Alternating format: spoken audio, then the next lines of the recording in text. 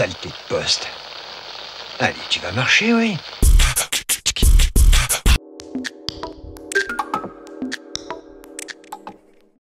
Dans le cadre de la Semaine des femmes, la municipalité de La Force propose une exposition de peinture et de sculpture sur le thème « La maternité, lutte et droits des femmes », ainsi qu'un documentaire « Regarde, elle a les yeux grands ouverts » du réalisateur Yann Lemasson sur l'aventure du MLAC, le mouvement pour la liberté de l'avortement et de la contraception d'Aix-en-Provence. S'en suivra un débat avec l'association Œil Lucide et le docteur Daniel Avis. Bonjour Madame Buissou. Donc ce soir, la municipalité de La Force propose une projection débat autour du documentaire de Yann Lemasson. Regarde, elle a les yeux grands ouverts. Est-ce que vous pourriez nous dire qu'est-ce qui vous a amené à l'organisation de cette soirée et à la projection de ce film ? Alors tous les ans, depuis 4 ans, nous organisons la Semaine des femmes et chaque année c'est un thème différent.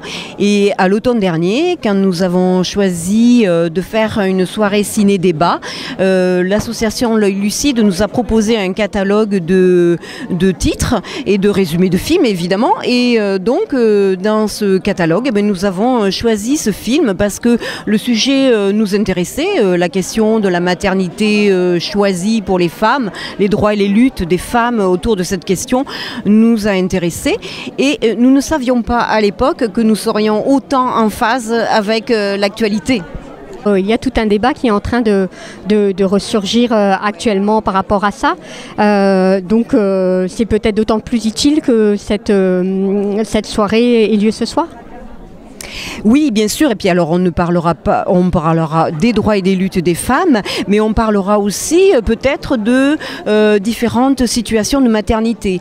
Alors, on espère ce soir avoir un couple qui témoigne d'accouchement à domicile, avec toute la question de la préparation auparavant. Et voilà. Donc, c'est aussi une question intéressante à débattre avec le public, avec tout le monde. D'accord. Et je constate également que vous n'avez pas appelé cette semaine de la femme, mais semaine des femmes, ce qui moi personnellement me ravit. Est-ce que vous pourriez nous dire pourquoi vous avez dit semaine des femmes et pas de la femme comme la nomenclature officielle finalement le commande? Oui. Alors, il y a 4 ans, quand nous avons commencé à organiser la semaine des femmes, effectivement, au début, on l'a appelée la semaine de la femme. Et en la préparant, à l'époque, avec des associations qui aussi parlaient des situations de femmes, on nous a fait remarquer, mais pourquoi on ne dit pas des femmes? Alors, à partir de là, effectivement, la remarque était très juste. Et nous avons continué à l'appeler la semaine des femmes. Parce que, effectivement, c'est pas la femme en soi, c'est les femmes d'ici et d'ailleurs, de Dordogne, de France, de tous les territoires, voilà. L'Œil Lucide est une association fondée par des auteurs-réalisateurs qui soutiennent la création documentaire. Donc ce soutien-là va se décliner en plusieurs actions, notamment la diffusion d'œuvres de cinéma documentaire, l'initiation à ce cinéma-là via des ateliers de programmation notamment, et puis un soutien directement dirigé vers les auteurs eux-mêmes dans le cadre d'un dispositif de résidence, de montage en l'occurrence. Le documentaire projeté va être Regarde, elle a les yeux grands ouverts, et le thème de la soirée c'est la maternité, lutte et droits des femmes. Donc comment L'Œil Lucide on est arrivé à proposer ce documentaire à la municipalité de La Force, un peu comment ça s'est passé. Oui, alors déjà l'aventure avec La Force a commencé il y a quelques années, puisque ça fait plusieurs fois maintenant qu'on est accueillis ici pour les accompagner à la programmation sur différents projets. Là c'est la semaine de la femme, mais on est déjà venu sur d'autres moments, sur une solidarité avec la Colombie par exemple, sur des actions autour de vieillir ensemble récemment, et là aujourd'hui avec la semaine de la femme. Donc nous, on est force de proposition quant à une programmation possible. Donc c'est vrai qu'on avait pensé à bien des films. Et finalement, c'est ce film-là que tous ensemble, on a décidé de programmer ce soir.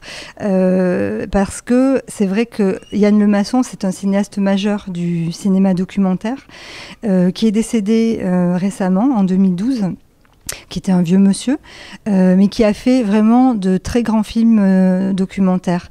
Il faut aussi rappeler qu'on est quand même dans une actualité, ça résonne ce film-là ce soir, puisque en Espagne en ce moment, les femmes, le droit à l'avortement est remis en cause. Et ce film-là, s'il parle de la naissance et est un véritable hymne à la vie, soulève aussi le droit des femmes à choisir librement, de donner la vie ou pas, d'avorter ou pas, et aussi de pouvoir maîtriser à la fois la contraception, l'avortement et le choix d'accoucher à domicile. Donc ça questionne tout cela. Et derrière cela, c'est en fait la question, je pense, de l'utopie, d'un imaginaire possible, de ce que l'on peut faire ensemble. Ce que les femmes, la force des femmes, peuvent faire ensemble. D'accord. Donc apparemment, donc ça, hein, c'est la création du MLAC, hein, le mouvement pour la pour la liberté de l'avortement et de la contraception, donc à Aix-en-Provence. Vous pourriez nous en dire un petit peu plus sur ce documentaire, ou qu'est-ce qui fait que vous l'appréciez peut-être particulièrement, ou... Alors, comme je vous le disais, Yann Lemasson, c'est un grand cinéaste. C'est vrai que c'est étonnant, c'est un film fait par un homme en hommage à ces femmes. C'est un film fait dans la douceur, dans l'admiration aussi, et surtout dans le respect. Le respect, comme je venais de vous le dire, de ces femmes qui font ce choix-là. Ce choix-là qui, à l'époque, était condamné, puisque c'est le film qui passe... Yann Lemasson a passé beaucoup de temps dans cette communauté de femmes, et c'est aussi ça son cinéma, un cinéma qui prend le temps d'être auprès des gens, sans jamais les juger, mais dans un regard transparent, plein de respect. Et donc, il a suivi ces femmes qui étaient accusées en 1977 de tentatives illégales de la médecine et de pratiques d'avortement sur mineurs. Évidemment, vous le verrez dans le film, c'est pas ça qui se passe, c'est aussi une manière de vivre ensemble, de militer pour ces droits-là. Et Yann Lemasson, dans ce film-là, mais comme dans tous les autres de ses films, il défend les humains. Il est du côté de la classe ouvrière. Ces femmes-là sont des militantes, mais elles sont aussi des femmes comme tout le monde, des caissières, des ouvrières, des vendeuses dans des grands magasins. Et les hommes sont avec elles. Ce sont leurs compagnons de lutte. Donc Yann Lemasson, c'est aussi quelqu'un qui a filmé, par exemple... pendant la guerre d'Algérie. Il a fait des films toujours provocateurs, toujours dérangeants, mais surtout profondément humanistes. Et c'est quelqu'un pour qui le rêve et la révolution, ça a du sens. C'est quelqu'un qui était plutôt communiste. C'est quelqu'un qui était engagé. Il a fait un cinéma engagé. Et dans ce qu'il militait aussi, il a créé le groupe alors je ne me rappelle plus son nom. Je ne me rappelle plus ce nom-là, mais enfin, dans les années 60, au sortir de la guerre d'Algérie, il militait et appelait le public à soutenir les films pour qu'on puisse les montrer, les films qui étaient interdits parce que la censure était là. Et donc, c'est quelqu'un qui vraiment essayait de faire vivre des films clandestinement en impliquant le public, à participer, à être actif, à soutenir, à boycotter ou au contraire visionner, programmer des films comme ceux qu'il faisait à l'époque. Bon, là, je m'embrouille un peu, mais il faut voir des films de lui. Bon, il y a Regarde, elle a les yeux grands ouverts, mais il y a surtout Kashima Paradise, qui est un très très grand film qui, à l'époque, au Japon, dans les années 70, militait. Yann Lemasson a passé du temps auprès des paysans japonais qui militaient contre la construction d'un aéroport dans la ville de Narita. Donc c'est étonnant comme ces films sont toujours actuels, parce que c'est des films qui ont à la fois un discours politique, donc il y a un fond énorme, mais sans jamais lésiner sur la forme. Donc il y a une esthétique au service d'un propos très engagé. Et est-ce qu'on peut dire donc finalement que c'est aussi cette philosophie-là qui anime l'œil lucide aujourd'hui et le choix dans son catalogue peut-être de ce qu'elle propose ? Oui, c'est sûr. En général, le cinéma documentaire, de toute façon, il défend une parole. Oui, c'est sûr, une parole, un fond, mais aussi une forme. Et c'est ça, le documentaire de création. Cet espace-là, ce petit mot qu'on accole avec, de création, il veut bien dire ce qu'il veut dire. C'est-à-dire, oui, des formes de pensée, et c'est-à-dire une forme qui s'accorde avec une pensée. Et ça me fait penser que oui, dans notre catalogue, on a pu défendre, enfin ce n'est pas notre catalogue, c'est un regard qu'on partage, je partage avec toute l'audience, les spectateurs, des films qui pour moi sont importants et que les gens devraient avoir vus et qui ont toute leur place au cinéma. C'est vrai que là, on est à la médiathèque de la Force, mais ce sont des films qui, à l'époque, passaient en salle de cinéma. D'ailleurs, je dis ça parce que dans moins de 10 jours maintenant, on a un rendez-vous assez régulier au cinéma du Buisson de Cadouin. Et comme on parle des genres de films que l'on propose, très bientôt, on va passer l'Escale. Donc là aussi, c'est un film, justement, qui défend les conditions de vie des gens qui décident de migrer pour X raisons, souvent politiques, qui fuient leur pays, qui se retrouvent des sans-papiers. Donc on va passer le film L'Escale de Kaveh Bakhtiari, un Iranien, qui est un film remarquable. Je vous invite à venir le 13 mars au Buisson. D'accord. À quelle heure ? C'est à 21h, sachant aussi que si je dis ça, j'oublie la première partie de soirée qui est consacrée à la présentation publique de 2 cinéastes accueillis en résidence. On inaugure en fait la résidence de montage de l'Œil lucide. Et 2 jeunes cinéastes sont invités à présenter leur film à travers un partage de regards. C'est-à-dire qu'ils vont parler de leur film en cours, qu'ils viennent monter à l'Œil lucide pendant 4 mois, de mars à juin 2014. Mais au lieu que de montrer un film pas terminé, j'ai choisi de leur demander de nous montrer un film qui avait marqué ou qui résonnait avec le film qu'ils étaient en train de faire. Donc à ce titre, on va voir un film, Septembre chilien de Bruno Muel du groupe Medvedkin, qui date de 73, qui est aussi très important sur les mouvements qui se passaient au Chili à cette époque. Et un film de Florent Tillon, un réalisateur plus récent, qui a choisi le second réalisateur, qui s'appelle Détroit Wildlife, donc sur la désertion, la fin de l'ère industrielle à Détroit aux États-Unis, dans une ville qui devient fantôme. Et donc, ce sont le choix de Jean-Charles Régonesi et Anne Dupuis, qui sont les 2 cinéastes qu'on va accueillir en résidence. Donc, vous aurez l'occasion de les rencontrer et d'échanger avec eux à 18h30 au Buisson. Ensuite, il y a un apéro dînatoire, comme on dit. L'Œil lucide vous invite autour d'un petit repas. Et puis, à 21h, le film L'Escale de Kaveh Bakhtiari. Bonsoir Daniel Avis. Donc vous êtes un des intervenants donc de cette soirée donc sur le thème la maternité, lutte des droits des femmes donc avec l'Œil lucide. Donc l'Œil lucide on voit bien donc va défendre va présenter le côté cinématographique documentaire. Et donc vous, pourquoi un homme alors pour parler donc de la lutte et du droit des femmes ? Mais parce que les gens qui organisent ici cette journée depuis la 4e ou 7e fois, je ne sais plus, 4e je crois, savaient que j'avais participé à la création à Bergerac il y a plus de 35 ans du centre de planification, puisque j'avais pris ma première carte au planning familial il y a 46 ans maintenant à Lille, et que j'avais participé aussi à la création du centre de défense du droit des femmes et des familles à Bergerac, dont je fais toujours partie, et donc ma foi, ils se sont dit que pourquoi pas. Et puis bon, bien sûr, ça peut paraître bizarre qu'un homme soit féministe, mais en tant qu'homme et citoyen, et en tant que médecin, j'ai passé toute ma vie à défendre et à lutter pour le droit des femmes et leur reconnaissance et l'exercice de leurs droits, notamment de leur liberté à concevoir, ou pas, hein, comme le disait une de leurs célèbres affiches, un enfant si je veux, quand je veux. Alors, est-ce que, donc, dans votre expérience, là, on suit donc le mouvement pour la liberté de l'avortement et de la contraception, donc là, un groupe d'Aix-en-Provence.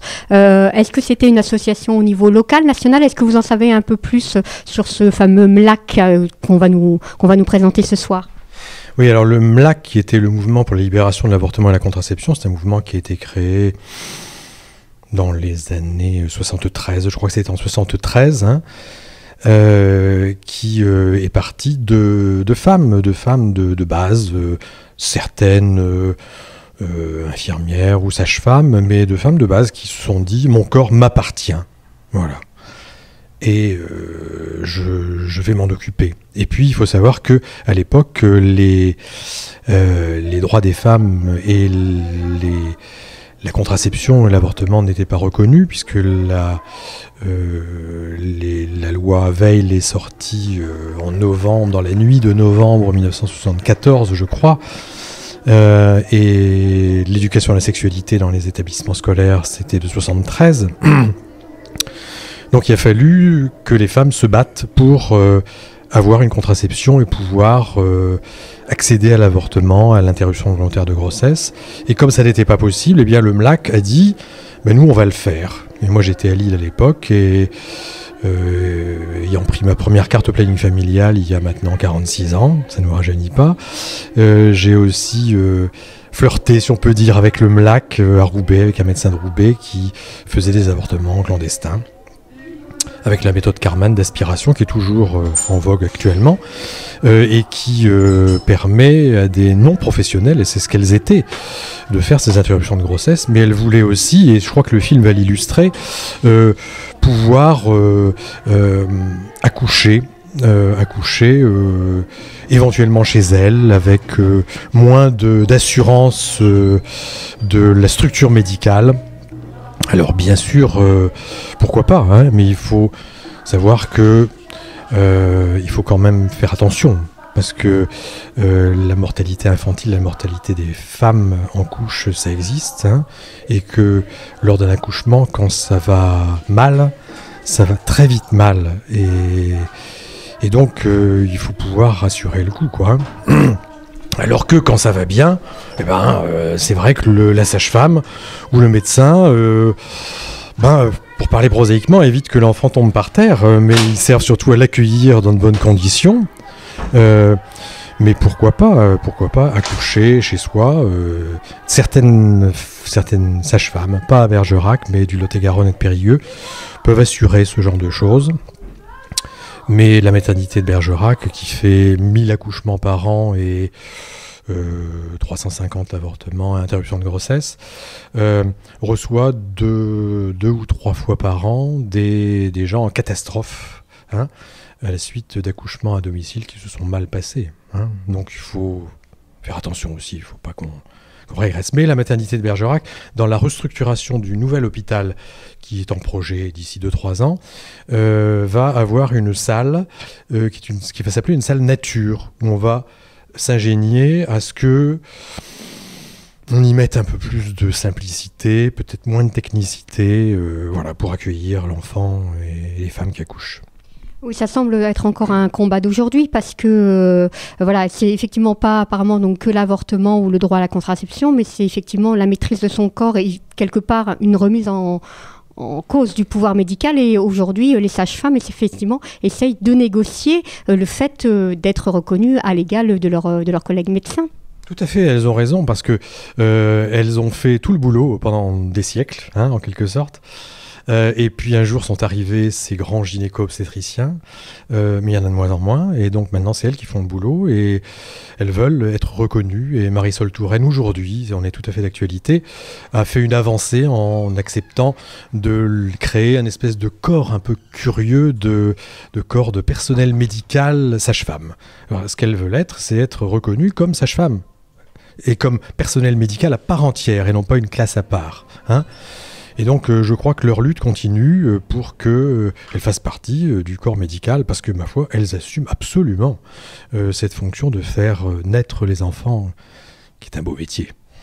Donc encore une Ligue des femmes, et en plus on est aussi deuxièmement en phase avec l'actualité, puisqu'on sait que le droit à l'avortement est remis aussi en cause, notamment on en a entendu parler en Espagne, mais on sent bien aussi qu'aussi en France, voilà, il y a peut-être aussi par rapport notamment aussi à tout ce qui est la théorie du genre, et on sent qu'il y a des mouvements qui voudraient que l'on revienne en arrière.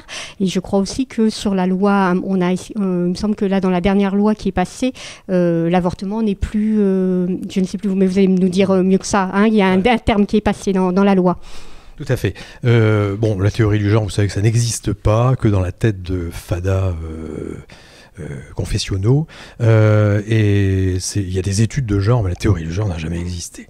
Et sur cette nouvelle loi, simplement, il faut savoir que dans la loi, il était dit, je ne me rappelle plus les termes exacts, c'est qu'une femme a le droit de s'estimer en situation de détresse et de demander une interruption de grossesse.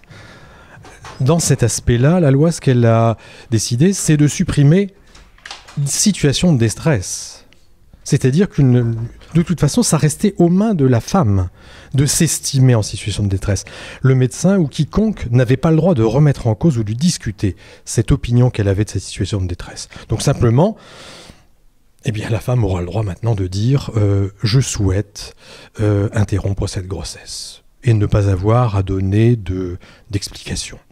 Mais je crois que dans cette loi aussi de Najat Vallaud-Belkacem figure plein d'autres choses. Et cette loi, elle va passer en deuxième lecture, je crois, bientôt après les élections. Mais elle va parler aussi de l'évolution et du renforcement des lois sur les violences conjugales, sur le viol. Et tout ça, c'est très important. Parce que, vous le savez, les violences conjugales, ça représente... une femme meurt tous les 2 jours et demi sous les coups de l'homme qui lui est le plus proche. C'est-à-dire qu'il y a plus de 150 femmes qui meurent chaque année sous les coups de son conjoint ou de son partenaire. Et toutes celles qui souffrent de violences conjugales, on dit une femme sur 10 souffre de violences conjugales. Alors une femme sur 10, ça ne parle pas, c'est vrai. Mais moi j'ai l'habitude de localiser un peu les choses. On est à Bergerac. Eh bien, Bergerac, 28 000 habitants, il y a 12 000 foyers à Bergerac, on enlève 2 000 foyers où il y a des gens qui vivent seuls, ça veut dire qu'à Bergerac, 10 000 couples vivent.